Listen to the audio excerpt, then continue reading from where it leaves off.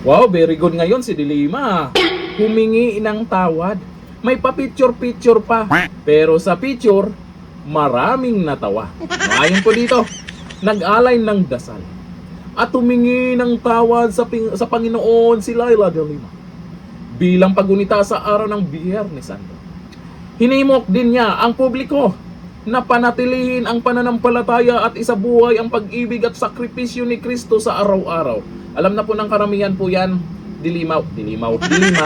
Pero pag ikaw nagsasalita, ewan ko lang kung bakit mga nagre-react dyan, puro tawa. Anya ni Dilima, itong sabi niya, maraming salamat, Panginoong Hesus. Maganda po yan na magpasalamat po tayo palagi. Pero pag galing kay Dilima, naku po, sa iyong walang katumbas na pagmamahal. Sabi niya ha, patawarin mo po kami sa aming mga kasalanan at tulungan kaming mamuhay ayon sa iyong kalooban. Napakabait pala ni Dilima, no? Ibang-iba talaga siya. Junel! Mga nag-comment dyan. Damay na naman si Junel. Kung humingi ka ron ng tawad, Dilima, sa asawa daw ni Junel. May asawa ba yun si Junel? Kasi ngayon ko lang nalaman sa mga nag-comment eh.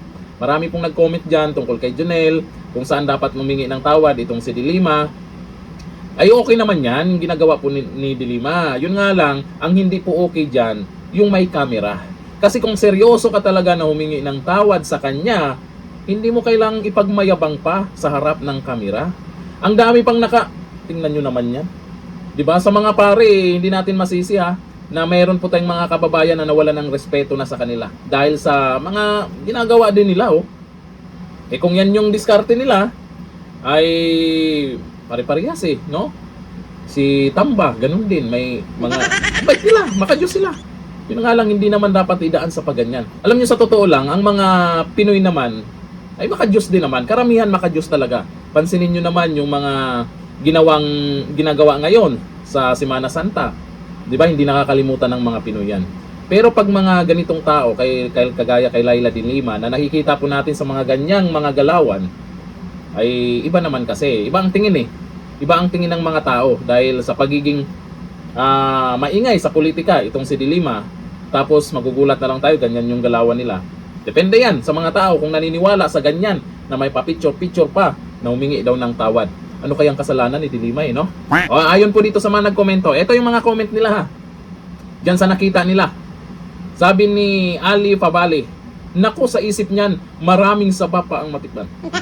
Anong saba yun? Masarap naman yung saging ha. Saging yung saba, di ba? Talaga naman. Sabi ni RD Respesto, doon ka humingi ng tawad sa asawa ni Junel. Yan po ang kanilang komento. Sabi ni Bacolinaw Jason, huwag kang pakitang tao. Yun yung may mali dito. Maganda naman yung ginawa niya na humingi ng tawad kung ano man yung kasalanan niya, pero tingnan nyo naman, makikita nyo sa picture. Mas maganda pa nga yung walang nakakita sa'yo. Yung sa tahimik na lugar, kung seryoso ka talaga. Hindi yung paganyan-ganyan sa dami ng tao.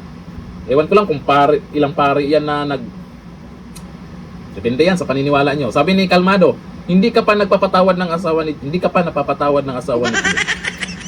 Yan po ang komento po nila.